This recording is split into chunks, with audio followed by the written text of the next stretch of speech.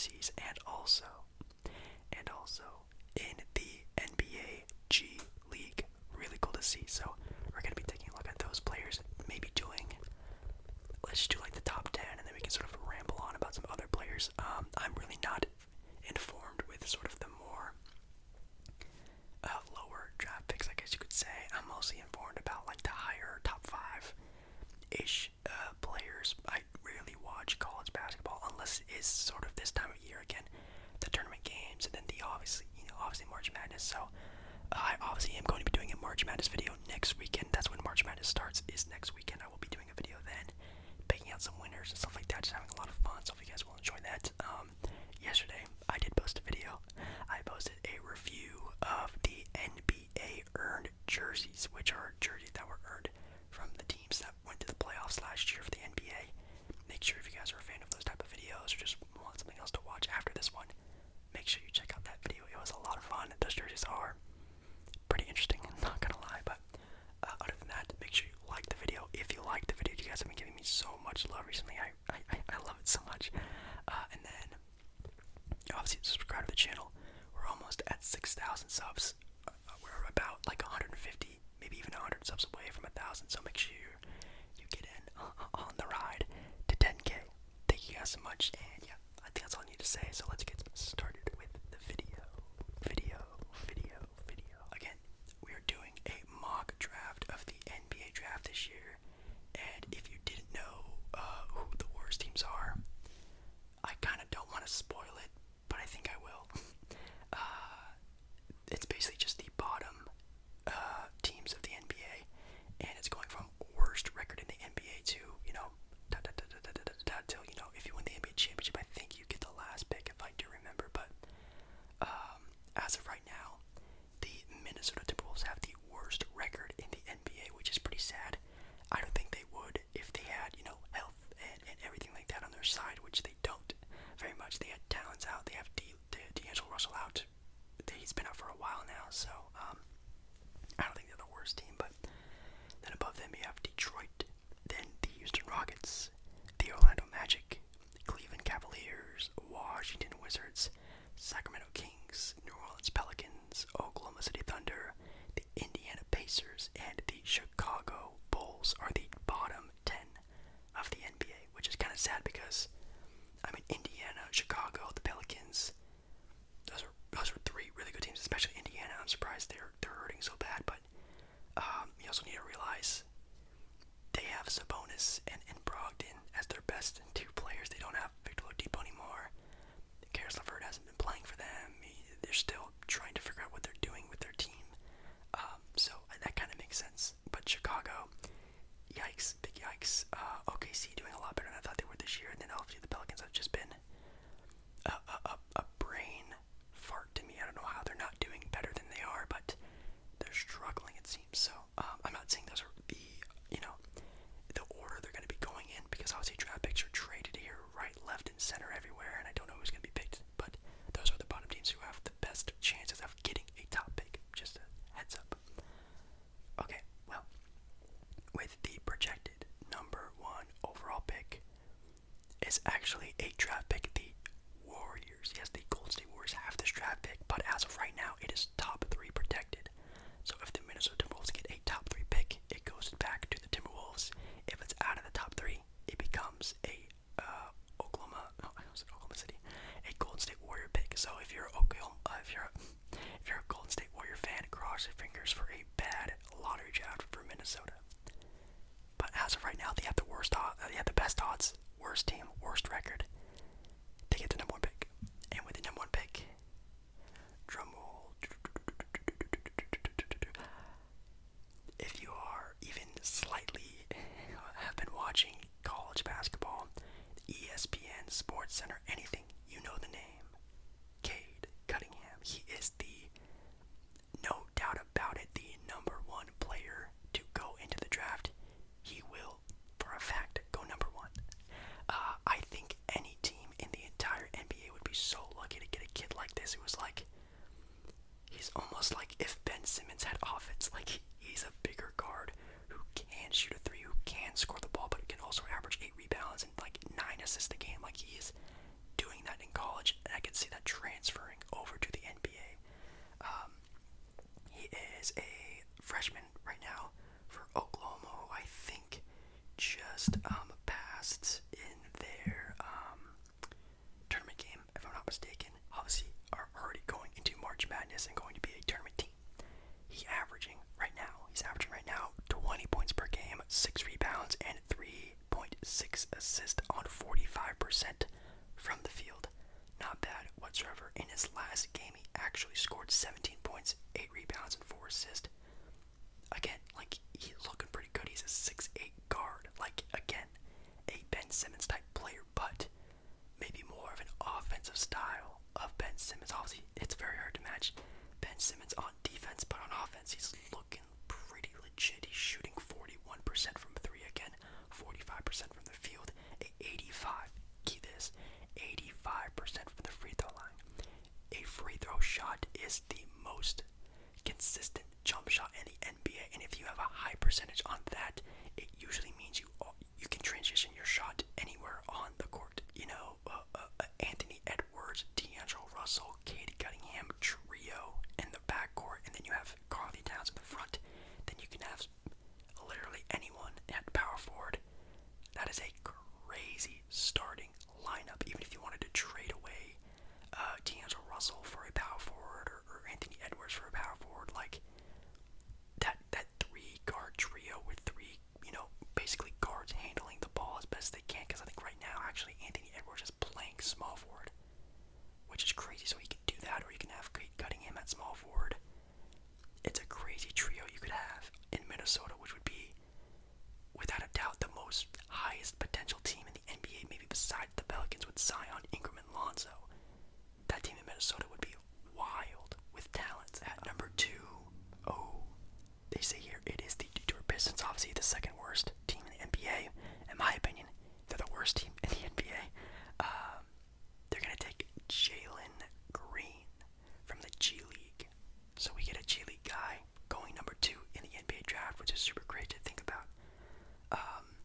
Again, talk about not, going to a lot of, or not going to, but watching a lot of college basketball. I don't really know anyone who really watches any G League games, but he's averaging right now 18 points per game, 1.5 blocks, 1.5 steals, half a block, 3 assists, 82% from the free throw line, 37% from 3, and 46% from the field on 32 minutes a game. Not too shabby. I like it. I think he's a 6'5 guard. So if you think about Detroit right now, obviously they are a team that needs anything. They need to take the best talent that's available, and if they think that's Jalen Green, then that makes sense. I mean, obviously there's going to be a player that I'm assuming is going to be high up on this list, who I think may be the best next up player, but they already have a guard, a point guard, in Killian Hayes, who they drafted last year. Apparently they're pretty high on. He's been injured for most of this year and sort of in and out, which kind of sucks, especially having to come back. When he came into the league, he had a backup, Derrick Rose. Now Derrick Rose is gone, but now he can't play because, all these different things. Hopefully when he gets some more consistency and health, he can sort of start, playing again, start proving himself a little bit more. But you have Killian Hayes for the future at the 1. Then at the 2, you have Jalen Green, who's, as you can see, a scoring guard. You can play alongside of Killian Hayes, who's more of a ball, combo guard, which is kind of nice. So if everything goes right, that could be the backcourt of the future for the Detroit Pistons. Killian Hayes and then Jalen Green. So I like that a lot. And obviously a defensive-minded guard, almost averaging 2 steals a game, almost a block too. So that's not too shabby as well.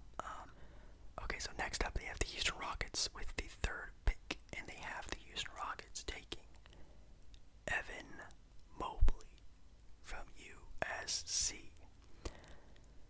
Oh man, that's tough. Obviously the Rockets this year are struggling pretty good. That's mostly because of their now starting center, Christian Wood. He's been gone for 14 days, I think, due to COVID protocol and stuff. But they've been on a 14-game losing streak since he's been gone. So I think Christian Wood has such a good impact on the Houston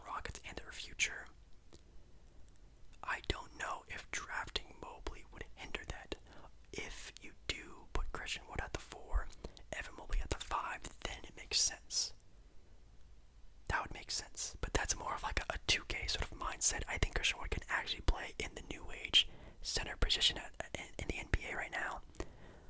So if I'm being honest, I think there is another player on this list who I would draft, and that is Jalen Suggs, who's a player I know we're going to be talking about later on in the video because he is leading the undefeated Gonzaga team, to the March Madness tournament right now. So if you don't know, Jalen Suggs is a guard. He's a point guard who plays for Gonzaga, who's always known to be, they've always known to be a very good learning program of players who come out of there, have been very smart players, a la John Stockton. Not a bad point guard. So if that little bit of Gonzaga can sort of sprinkle on Suggs, can become a point guard like that, and it looks like he already is, that's pretty amazing. And the fact that you could I'm hoping, learn from a player like John Wall would be awesome. Playing behind a player like John Wall, a player with worth ethic like John Wall, I think that would be pretty cool for Suggs to see that. A player I'm sure he's probably looked up to, watched a whole lot. I think that would be pretty cool. In Houston, you get a new guard to start your future out with. Wow, you move on from, Russell and Chris Paul and James Harden and John Wall. You move on from that, boom, you have Suggs for the future, and hopefully you can sort of work with that. So I think that's really cool. I think that would make more sense than having, all of this sort of game plan scheming around Christian Wood being your starting center, and then drafting a center and then moving Wood to the 4. I think that might be a little bit confusing. At the number 4 pick, we have the Orlando Magic, which is a team that team should be way better at this point in time than they are. Man, that team has been going through like a 10-year rebuild ever since Dwight left, which is really sad. I mean, obviously they've been in the playoffs and this and that, but like they haven't had a good push and since Dwight left. So that's pretty sad. Whether that is a eventual Vucevic trade or draft trades for better players for picks, I don't know. But at number 4, they have the Orlando Magic, and on this, they have the Magic picking Jalen Suggs. So what I was talking about before, with Suggs going 3, I wouldn't know who the Magic would pick up because they're not picking Mobley because you already have Mo Bamba, which would be very awkward to draft another star caliber center and wasting his potential away like they did with Mo Bamba. If I'm Mo Bamba, I am so pissed because we all know Mo Bamba had so much hype going out of the draft, and then he just got lost in Orlando, and that really sucks. So hopefully if one day he gets out or a starting role or something, because I feel like he has that potential. But then Mobley might also, have the same thing happen to him if he gets drafted to Orlando. So with here, you have the Magic going with Suggs. Suggs, just almost like a copy of Cole Anthony from the North Carolina Tar Heels and also the Orlando Magic, is a 6-foot combo guard who can play the 2, a small ball 2, or a big time point guard, averaging 14 points per game, 5 rebounds, 5 assists on 50% shooting from the field, which is amazing for a guard, at least in my opinion. Shooting only 35% from 3, so definitely needs to work on his shooting a little bit. 74% from the free throw line,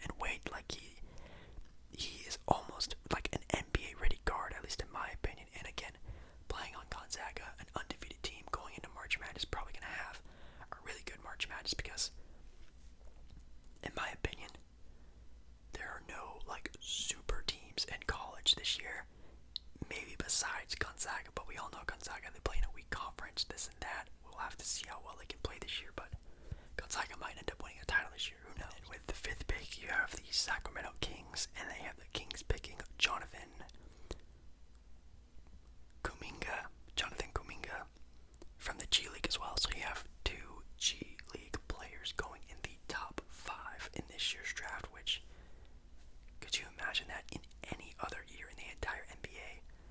That's super crazy to think about. Some G League kids are, top 5 picks, which is really cool. Yeah, I think 2002 means the year they were born, so 2002, which I'm assuming they're 18, 19 years old. Well, obviously, they'd be 18. It doesn't really say like a whole lot of things on here. He's averaging 15.8 points per game. He's a 6'8" forward guard. It seems like only 18 years old. That's pretty good. 16 points per game. Whew, man, that's pretty crazy. I'm not gonna lie. It says here between his first step, finishes through contact, handles to maneuver, and shot-making potential with the jumper, he should pose as a 3-level mismatch. So it seems like he can finish, he can shoot, he has good, ball control, which is really good for young players. I've seen, so many good potential players just get so thrown out of the league because they can't handle the ball. They can't create shots off the dribble, which is such a valuable thing in today's NBA. You got to be able to go one-on-one, and there's a lot of players in the NBA who just can't do that, which is really sad. So it looks like this guy can, and that's really cool. Next up, we have the number 6 pick, which belongs to, in this draft, the Cleveland Cavaliers. And supposedly the Cavs are going to be taking Jalen Johnson from Duke University, which is kind of cool. He is a power forward freshman, and again, if you don't know, Duke is not doing so well this year because I actually have no idea.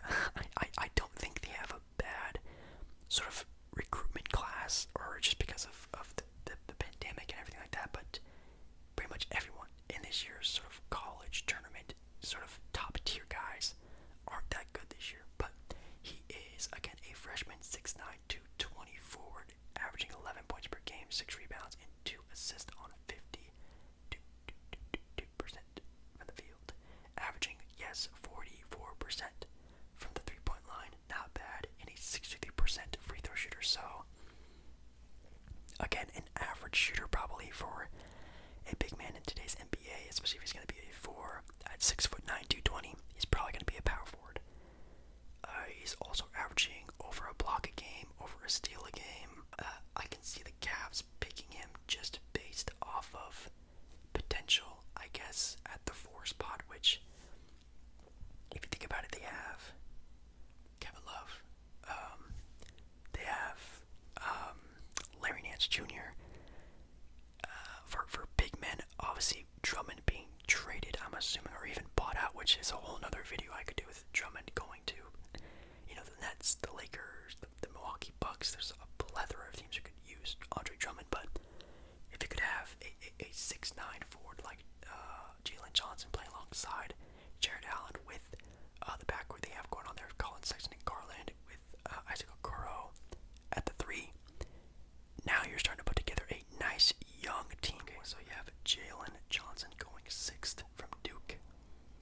Then at 7, we have the Washington Wizards with Keon Johnson from Tennessee. Again, a player I don't really know a lot of. I've seen some games of Jalen Johnson, obviously, from being a Duke player. Duke is still on TV, even though they're not the hottest team in the NBA anymore. Keon Johnson, a freshman. Here's a quick note: you're going to be seeing a lot of freshmen being drafted this year because this draft class isn't super heavy with, good older talent. A lot of teams in this draft are going to be drafting just solely based off of player potential, player build, how athletic a player is, shooting form, and things like that. There's not like Cade Cunningham is obviously the number 1 pick because he has that, and also good stats, a good player.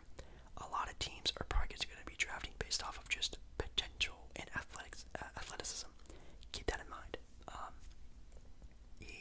Keon Johnson is a 6'5" freshman, averaging 11 points per game, 3 rebounds, and 3 assists on 45% shooting from the field. If you're looking for a shooting guard, you done messed up because he's only shooting 26% from the 3-point line in college, which is really bad.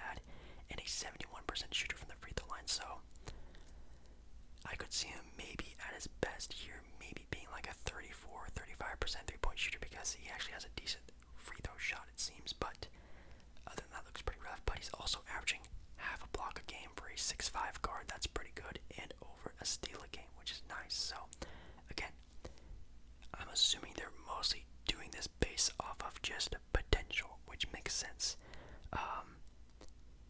It says here over the last 8 games, Tennessee guard Keon Johnson has averaged 14.4 points per game. Nice bat. Yeah, that's pretty good actually. It says here he isn't viewed as a playmaker, but he regularly delivers smart passes and highlight step-up ability. So, obviously, with step-up ability, a player looks like he could become a great 6-man for the Wizards, adding bench depth and youth to that team. I think this is definitely what they need, a scoring guard. Obviously, you already got Bradley Beal, you got Russell Westbrook. You don't need a guard for the future. You just need players who can look like are play ready now, guys. And it looks like they're going with Keon Johnson, who apparently 14 points per game out of the last 8. Sort of maturing throughout the year, it seems like, and also it seems like he has a step-up ability. Can come off the bench for your team behind Bradley Beal and look pretty good. Then next you have the New Orleans Pelicans, and apparently they're going to be drafting Moses Moody from Arkansas, who is a shooting guard, also a freshman. Who would have guessed? It says here Moses Moody is a 38.6% shooter from the 3, a 6'6" guard with a nice wingspan, and 42% on pull-up jumpers. So it seems like here he is somewhat of a offensive-minded guard. It says here while we haven't seen much on-ball creation for Moody, he should be able to earn full-time minutes as a rookie, providing complementary scoring from the 3-and-D role. So it seems like he's going to be a nice 3-and-D player, which, if you think about it, in Alonzo Ball, I'm hoping and assuming if you're a Pelicans fan or even in the Pelicans ownership, locker room, anything, you want to keep Alonzo Ball. And having Alonzo Ball playing alongside a really good 3-and-D guard, you can just kick out the ball to anytime you need to. I think it's perfect because obviously you have, a go-to scorer on the perimeter with Brandon Ingram. You have an interior go-to guy with Zion. You have a great passer in Lonzo. You have Steven Adams, who can just be that center, just cleans everything up. Defensive-minded guy, can just be that big body in the paint. And then you could have a player like, what's his name? Moses Moody. You can just kick out for threes whenever anyone's open, double teams, things like that. That's actually a really good scenario. Number 9 for the Oklahoma City Thunder. Wow, who would have thought the OKC Thunder would be not number 1. They have a guard they're going to be drafting in James Bouknight. I don't know, Bouknight. No idea how to pronounce that, but there you go. It says here, the Oklahoma City Thunder could set their backcourt of the future by drafting James to join Shai Gilgeous-Alexander. Okay, so they're saying backcourt of the future, so that means, I'm assuming they want Shai at the 1 or the 2, and then this guy at the 1 or the 2. I actually have no idea how tall this guy is. Oh, he's a 6'5" sophomore. Wow. So you would basically have 2 6'5" guards in the backcourt. That's like perfect. I love Shai at the point guard position. I think Shai could and should stay at point guard his entire career because I love his ball handling skill. He's a smart player. I love having Shai at the point guard position, so I hope that stays and sticks. And it looks like this kid could be the next guy up. He's averaging 20 points per game. He is a sophomore from Connecticut, a good school. He's only averaging 33%, it seems, from the 3. So, well, 33.9, so let's round it up to 34. Let's round it up again to 35. Averaging 35% from 3, which isn't bad for a college player whatsoever. Honestly, anything along Shai would be great. Like a scoring guard would be great because Shai is a scorer for sure, but he can definitely become more of a ball facilitator, playmaker, and I think having a guy, again, to kick out to, like a good 3-point shooter like that, would be immense for that team. I know Luke Dort has been playing out of his mind on defense and also has some crazy spurts on offense. Can go for 20, 25 point per games, it seems. So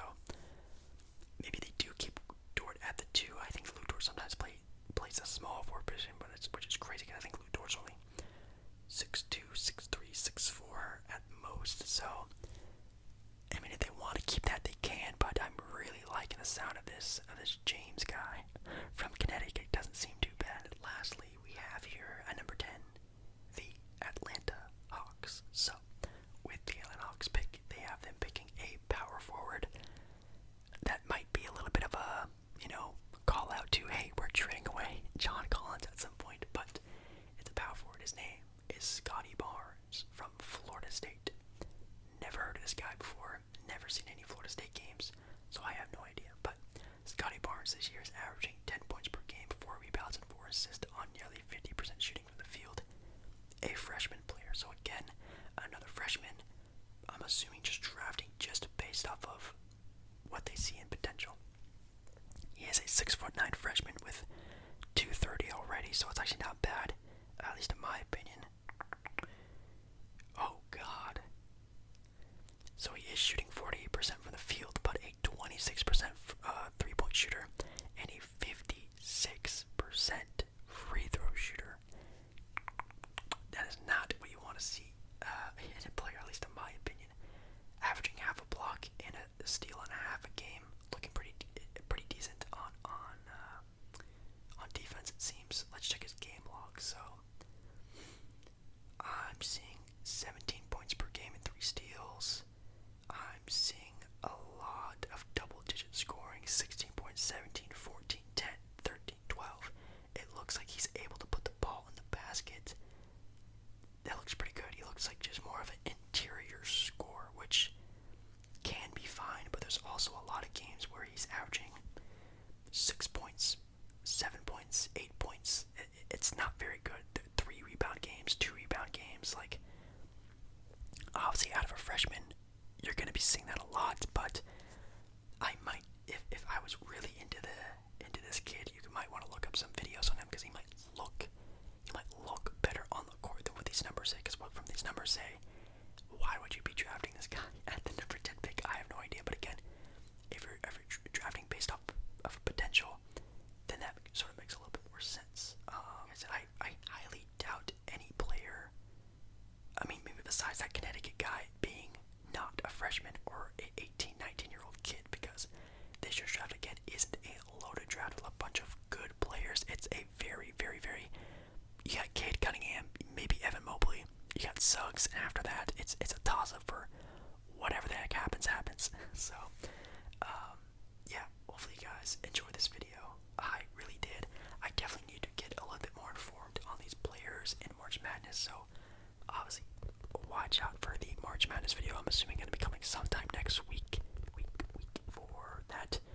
I've been thinking about doing a bracket sort of challenge competition between all of us, making a bracket for all of us to join. I'm thinking about doing it. Let me know if you guys would want to join that. I think that'd be kind of fun. But yeah, make sure you guys like the video. If you liked the video, subscribe to the channel, and I'll see you again